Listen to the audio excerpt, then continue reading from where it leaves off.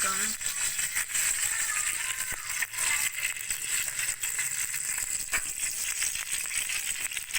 आज हम आपको भिंडी बनाने का तरीका बताएंगे।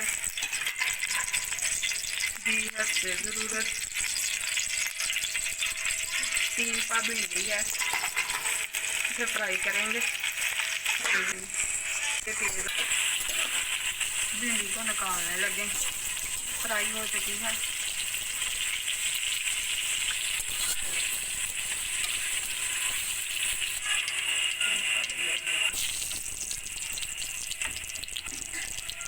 अब इसी घी में हम आधा किलो प्याज डालेंगे, 3 पाव भिंडी।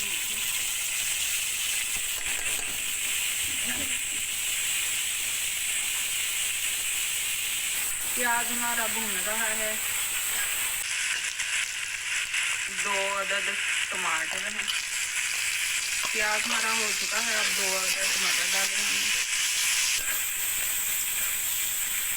टमाटर गलने का इंतज़ार करेंगे और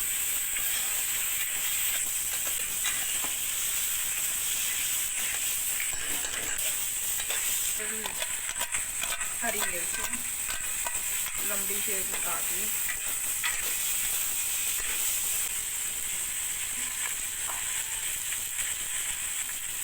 एक चम्मच लाल मिर्च,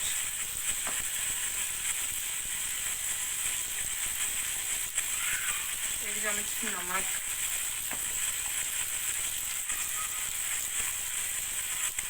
एक चम्मच सूखा धनिया। अब अच्छी तरह